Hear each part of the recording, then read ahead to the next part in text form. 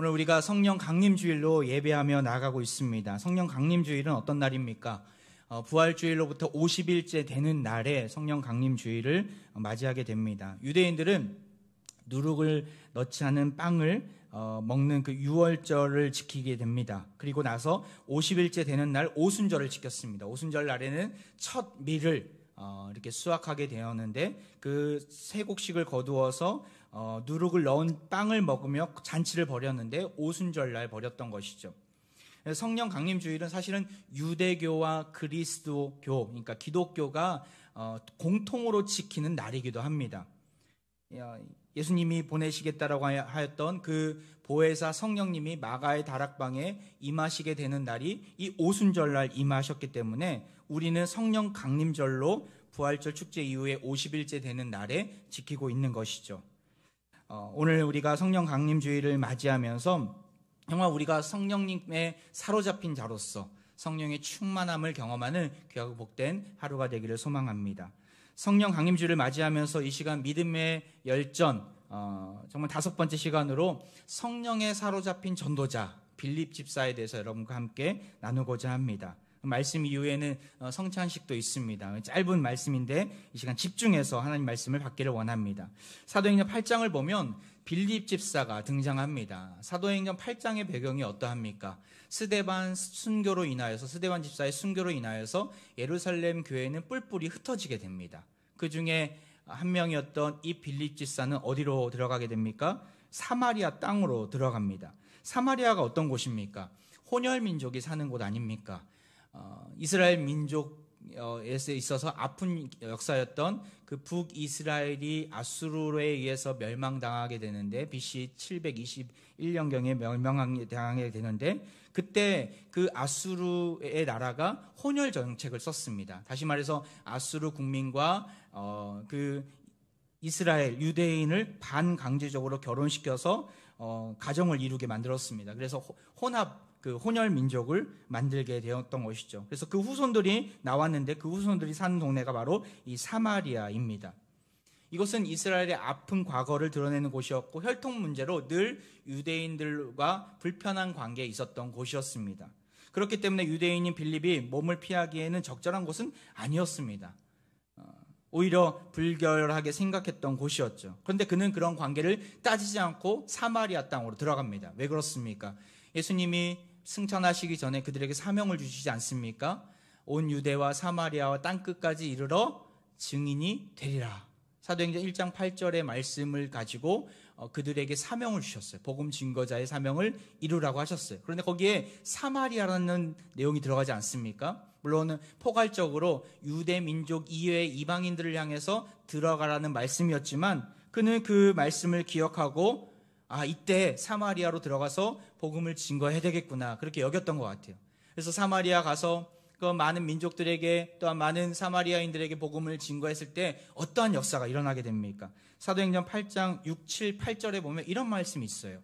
우리가 빌립의 말도 듣고 행하는 표적도 보고 한 마음으로 그가 하는 말을 따르더라. 7절 많은 사람에게 붙었던 더러운 귀신들이 크게 소리를 지르며 나가고 또 많은 중풍병자와 못 걷는 사람이 나으니 우리 8절 같이 한번 읽어볼까요? 시작. 그 성에 큰 기쁨이 있더라. 그 성이 어디입니까? 사마리아 성이었어요. 빌립 집사가 하나님의 놀라운 일들을 행하고 있는 모습이지 않습니까? 성령의 역사를 보여주셔서 많은 사람들이 주님께 돌아와 복음을 듣고 변화되게 돼요. 기쁨이 찾아와요.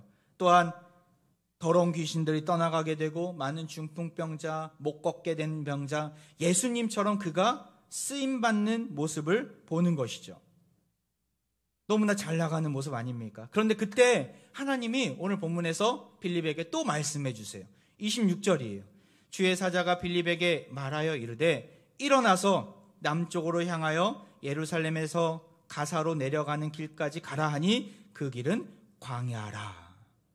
주의 사자는 성령님입니다. 성령님. 나중에 그 뒷부분에 보면 성령님이 그에게 또 말씀하신 내용이 나오는데 성령님께서 그에게 명령하신 거예요. 하나님 뜻을 보여주신 거예요.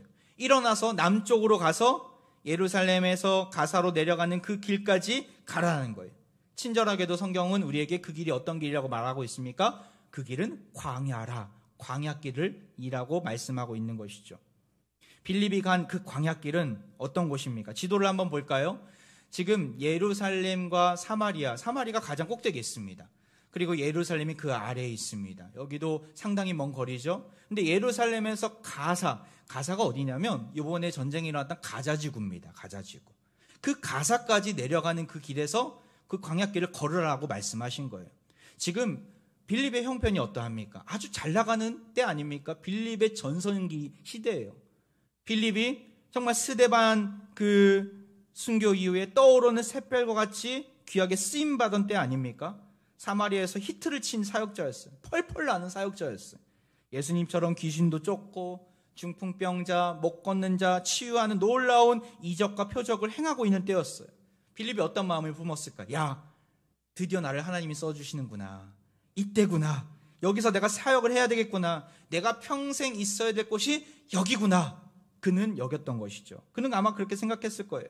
그런데 갑작스럽게 성령님을 통해서 그에게 어디로 가라고 말씀하십니까? 이 머나먼 광야길을 떠나라고 말씀하십니다. 만약 우리에게 이러한 음성이 들렸다면 우리는 어떤 마음을 품었을까요? 아니, 하나님 무슨 말씀이세요? 지금 이렇게 환자들이 줄 선 거 보이지 않으세요? 이 사람들 내가 다 치유해야 된단 말이에요. 그리고 하나님이 보여주셨던 그 치유의 역사가 많이 보여지기 때문에 정말 내가 이렇게 귀하게 쓰임받는 이때 갑작스럽게 왜 광야를 가라니요? 무슨 말씀이세요? 이렇게 무서운 말씀을 왜 하세요? 광야는 내가 아니라 저 사람이 가야 돼요. 광야는 내가 아니라 저 시간 많은 사람이나 보내세요. 전 너무나 바빠요. 아마도 그가 그렇게 여겼겠죠. 그렇게 생각했겠죠. 그리고 복음을 들어야 될 사람은 여기가 많지. 광야 같은 곳에는 복음을 들을 사람도 없는데 거기 가서 뭘 하겠어요? 우리는 그렇게 아마도 빌립의 입장이라면 생각하지 않았겠습니까? 저는 그렇게 생각했을 것 같아요. 아무것도 없는 황량한 곳에 간다는 것은 너무나 받아들이기 힘든 일이었겠죠. 아무리 하나님의 뜻이 분명하다 하더라도 말입니다. 하지만 빌립은 어떠합니까? 그러한 토를 답니까? 26절과 27절 사이에 어떠한 이야기가 있습니까? 아무것도 없어요. 광야로 가라! 그곳이 네가 있어야 될 자리다! 말씀을 듣고 나서 빌립은 어떠한 행동을 보이게 됩니까? 27절이에요. 일어나 가서 보니 일어났다라는 거예요. 그리고 갔다라는 거예요. 아주 심플합니다. 순종했다라는 거예요. 즉시 주의 사자의 명령에 순종했다라는 것이죠. 사마리아에서의 성공적인 사역에는 미련을 두지 않고 즉각적으로 하나님 말씀에 순종하는 그의 모습을 보게 됩니다. 사람도 살지 않고 황량한 광야길이고 거기 가서 뭐 선한 것이 있으랴라는 생각을 품을 수 있었겠지만 그는 전혀 흔들림 없이 묻지도 따지지도 않고 성령의 인도하심 가운데 광야길에 담대하게 나아간 것이죠. 결국엔 어떻게 됩니까? 하나님의 계획에 동참하게 됩니다. 누구를 만나게 됩니까? 27절 다시 한번 볼까요? 일어나 가서 보니 에디오피아 사람 곧 에디오피아 여왕 간다게의 모든 국고를 맡은 관리인 네시가 예배하러 예루살렘에 왔다가 누구를 만나게 됩니까? 에디오피아 나라에서 온 네시를 만나게 돼요. 그는 단순히 그냥 하찮은 그러한 신하가 아니라 고위직 관료였어요. 그 여왕의 모든 국고, 일부 국고도 아니에요. 모든 국고, 모든 재물과 모든 재산을 담당하는 아마도 지금으로 치면 기재부 장관처럼 그 재정부 장관이었어요. 그러한 그 네시가 그곳에서 지나가고 있었던 것이죠. 전혀 상상도 못한 인물이 거기서 지나가고 있었던 것이죠. 그가 어떻게 여기까지 오게 되었습니까? 그는 이방인입니다. 성경학자들에 의하면 유대인일 수도 있겠지만 디아스포라 유대인일 수도 있겠지만 아마도 아프리카 그냥 전혀 다른 흑인이었겠다 그렇게 판단하고 있는 성경학자들이 많이 있습니다. 그는 하나님을 아는 자였습니다. 예루살렘에 와서 성지순례 했던 거예요. 예루살렘에 와서 성전에 들어갈 수는 없었지만 밖에 서서 예배에 참여했던 사람이었죠. 그는 어떠한 마음으로 나아가고 있었을까요? 예루살렘까지 올라왔지만 예배를 드렸지만 그의 마음 한켠에는 아직 풀지 못한 마음들이 있었을 것입니다. 성경을 읽어도 이게 무슨 말이야? 내가 하나님을 믿는다라고 고백했지만 예수님 모르는 때였으니까 하나님을 믿는다고 고백했지만 하나님에 대해서 구약 성경에 대해서 도저히 풀이해주는 사람도 없고 정말 막연한 상황 속에서 거기까지 온 거예요. 그리고 예배를 마치고 돌아가는 중이었습니다. 그의 마음은 아마 힘들었을 것이라고 성경학자들은 추측하고 있습니다. 왜냐하면 예배하러 갔을 때 성전에는 이방인이 들어갈 수 없습니다. 그리고 그가 지금 어떠한 자입니까? 넷이라고 이야기합니다. 신명기의 말씀에 보면 고한이 상한 자는 여호와의 총회에 들어가지 못하리라 율법에 아예 기록되어 있어요. 넷이는, 그리고 불완전한 사람은, 거세당한 사람은 부정한 자로 여겨졌고 절대로 성전 안에 들어갈 수 없었던 것입니다. 그렇기 때문에 그는 아마도 거기까지 왔는데, 그 머나먼 에디오피아 땅에서 예루살렘까지 와서 예배하러 왔는데 그는 아마도 거절당했고, 또한 바깥에 서서 멀찍이 예배하는 장면, 제사 지내는 장면만 보면서 참여했을 거라 성경학자들은 추측하고 있습니다. 충분히 일리가 있는 말입니다.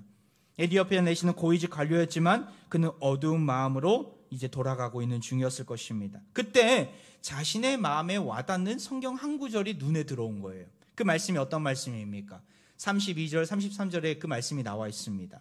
읽는 성경 구절은 이것이니 일러스되 그가 도살자에게로 가는 양과 같이 끌려갔고 털 깎는 자 앞에 있는 어린 양이 조용함과 같이 그의 입을 열지 아니하였도다. 그가 굴욕을 당했을 때 공정한 재판도 받지 못하였으니 누가 그의 세대를 말하리요. 그의 생명이 땅에서 빼앗김이로다 하였거늘. 이 말씀은 이사야 53장에 있는 말씀이에요. 에디오피아 내시는 이 말씀을 읽으면서 궁금했겠죠. 야, 나와 같은 처지에 있는 자가 성경에 나오는구나.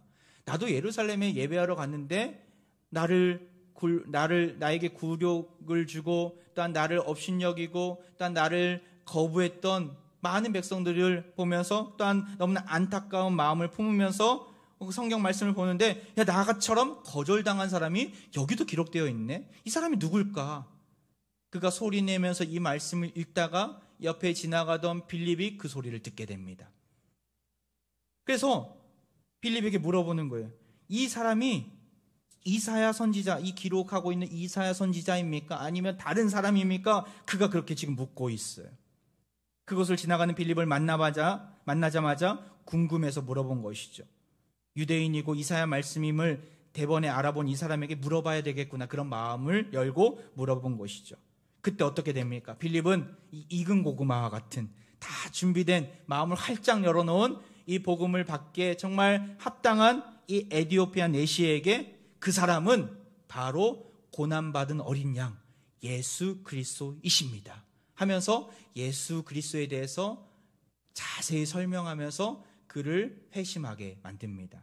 그리고 그에게 복음을 듣고 있는 그에게 그 자리에서 물 세례를 주게 되는 것이죠. 결국에는 이 전승에 의하면 에디오피아 내시는 자신의 나라로 돌아가서 에디오피아의 첫 번째 복음 증거자로 쓰임 받았다라는 전승이 있습니다. 빌립의 순종, 어떤 순종이었어요?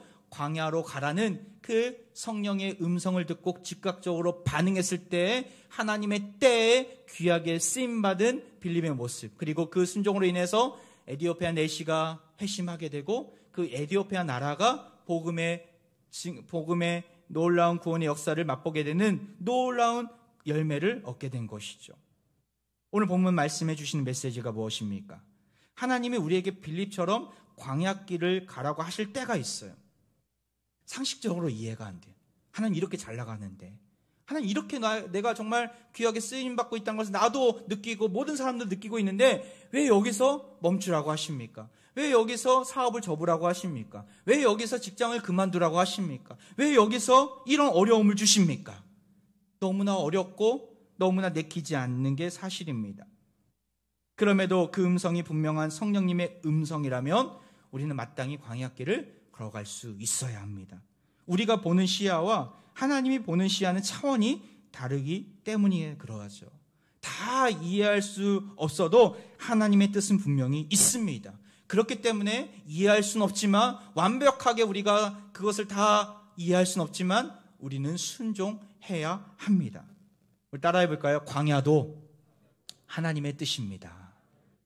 참 받아들이기 힘든 문장 아닙니까? 광야도 하나님의 뜻입니다. 그럼에도 불구하고 하나님의 뜻이 있습니다. 광야길은 우리가 이해할 수 없는 길이지만 하나님의 섭리가 있는 길입니다. 예수님도 광야길로 가신 적이 있어요. 바로 공생애 전에 성령님께서 예수님을 광야길로 안내해 주셨어요. 마가복음 1장 12절 이렇게 나오죠. 성령이 곧 예수를 광야로 몰아내신지라. 예수님은 광야길로 성령이 몰아내신 그 역사로 인해서 들어가셨어요. 거기서 무슨 일을 하셨습니까? 40일 동안 금식기도 하시면서 3번에 걸쳐서 마귀의 시험을 당하지 않으셨습니까? 이 3가지 시험에 대해서 제가 한번 설교한 적이 있었는데, 마귀로부터 시험을 당하실 때 예수님이 좌절하고 공생애를 포기하셨습니까? 아니에요. 오히려 그 시험으로 인해서 승리를 경험하시고 그 승리를 선포하시고 그 승리로 발파 삼아서 공생애를 힘있게 시작하시는 그 예수님을 우리가 복음서에서 볼 수 있지 않습니까? 광야의 시간은 예수님의 공생애 사역을 더욱더 견고히 세우는 시간이었고 승리를 선포하는 시간이었어요. 그렇기 때문에 예수님은 공생의 기간 내내에서도 정말 그 바쁜 와중에서도 수시로 한적한 곳 광야로 나아가십니다. 하나님의 음성을 듣기 위해서, 다시금 승리를 재확인하기 위해서 그러합니다. 우리를 성령님께서 광야길로 내모실 때가 있어요. 불평과 불만을 가져서는 안 됩니다. 오히려 감사할 수 있어야 돼요. 하나님의 은혜를 경험할 수 있는 절호의 기회이기 때문에 오히려 광야길이 물론 척박하고 정말 험난하고 황량하지만 우리는 광야길을 걸어갈 때 더욱더 하나님께 집중할 수 있고 하나님의 은혜를 더욱더 만끽할 수 있기 때문에 감사할 수 있어야 합니다. 빌립은 이 광야길에서 하나님의 음성이 더욱더 민감하게 들었어요. 볼까요 한번? 29절에 보면 그가 에디오피아 내시의 수레를 발견했을 때 어떤 음성을 듣게 됩니까? 29절에 성령이 빌립더러 이르시되 이 수레로 가까이 나아가라 하시거늘. 수레로 가까이 나아가라 할 때 그 빌립이 달려가서 수레에 올라타는 모습을 보게 됩니다. 39절에도 나오죠. 둘이 물에서 올라올새 주의 영이 빌립을 이끌어 간지라. 주의 영에 사로잡힌 바 되어서 그 에디오피아 내시를 전도하고 회심시키고 또다시 하나님이 명령하시는 곳으로 달려가는 그 빌립의 모습을 보게 됩니다. 철저하게 성령의 음성을 듣고 움직이는 빌립을 보게 됩니다. 광야길에서는요, 하나님의 음성이 더욱더 잘 들립니다. 왜 그렇습니까?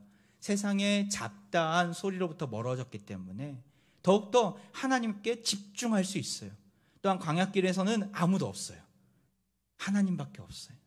더욱더 하나님과 친밀한 교제를 누릴 수 있는 것이죠. 엘리야가 그랬습니다. 엘리야가 지난 우리 믿음 열전 시리즈 2번째 때 바알과 아세라 선지자들을 물리치고 승리를 거두었어요. 하지만 곧바로 고난이 찾아옵니다. 그 이세벨 여왕으로부터 공격을 당하게 돼요. 죽이겠다 쫓아온 이세벨 여왕을 피해서 광야로 엘리야가 나아갑니다.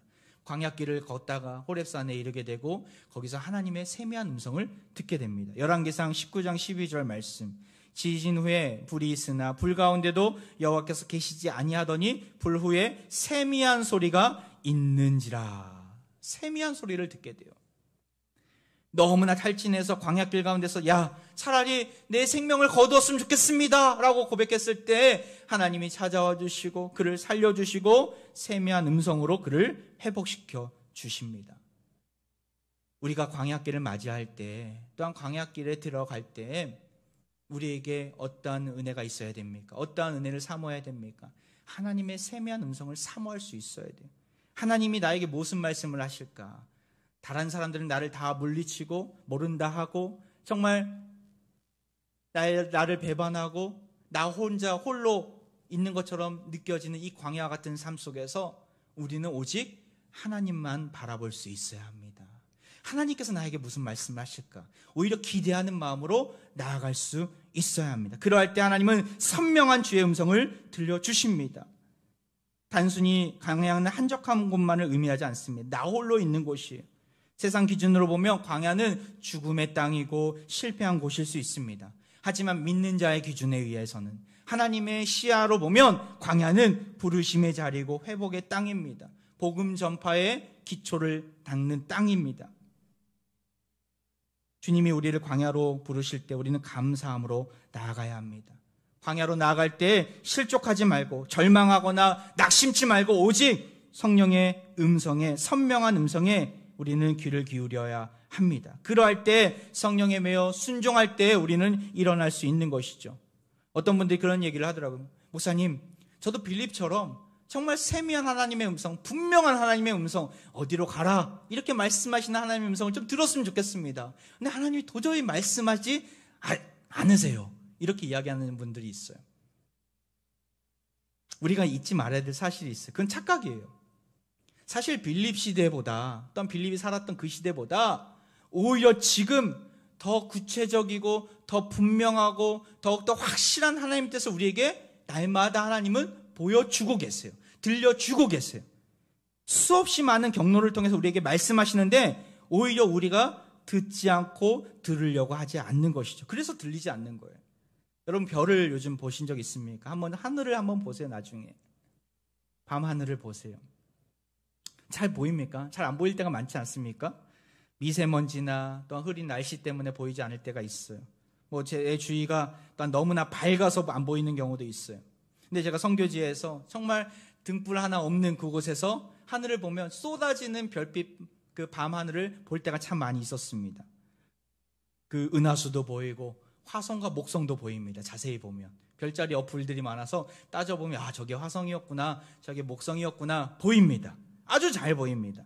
근데 주위가 정말 우리가 보지 못하는 이유가 무엇입니까? 너무나 볼 게 많아서 안 보이는 것 뿐이지 별은 예나 지금이나 낮이나 밤이나 있습니다. 하나님의 음성도 마찬가지죠. 하나님의 음성은 우리에게 수없이 시간마다 들려지는데 세상의 잡다한 소리 때문에 우리가 못 듣는 건 아닙니까? 들어도 똑같은 말씀, 맨날 했던 말씀, 별 대수롭지 않게 여기기 때문에 하나님의 뜻을 하나님의 뜻으로 여기지 못하는 것 아닙니까? 다시금 우리가 눈을 열고 성령님을 의지해서 하나님 말씀을 보면 좋겠어요. 성령님은 우리에게 그 말씀을 잘 깨닫게 해주시는 분이십니다. 요한복음 14장 26절 말씀 우리 같이 한번 읽어볼까요? 시작. 보혜사 곧 아버지께서 내 이름으로 보내실 성령 그가 너에게 모든 것을 가르치고 내가 너에게 말한 모든 것을 생각나게 하리라. 누가요? 보혜사 성령님께서 우리에게 하나님 말씀을 가르쳐 주시고 생각나게 해주신다라는 거예요. 우리 마음 가운데는 성령님이 내주하시기 때문에 성령님께서 역사하신다면 또한 성령님을 사모하는 자에게 하나님의 뜻을 보여주신다라는 것이죠. 사랑하는 화평가족 여러분, 성령 강림주의를 우리가 맞이하고 있습니다. 광야길을 가고 있습니까? 어려움 가운데 있습니까? 성령님을 의지하시기 바랍니다. 성령님을 의지하고 성령님 내 눈을 열어 주옵소서, 내 마음을 활짝 열어 주옵소서. 주의 음성을 날마다 대하는데 주의 뜻을 잘 모르겠습니다. 밝히 보여 주옵소서. 우리가 이런 사모하는 마음으로 나아갈 때 하나님의 뜻을 반드시 성령님을 통해 알게 해 주실 것입니다. 빌립처럼 광야길 위에서 우리 가운데 임하신 성령님을 의지하고 주의 명령에 주님의 뜻에 적극 순종하는 사랑하는 우리 화평가족들 되기를 주의 이름으로 축원드립니다.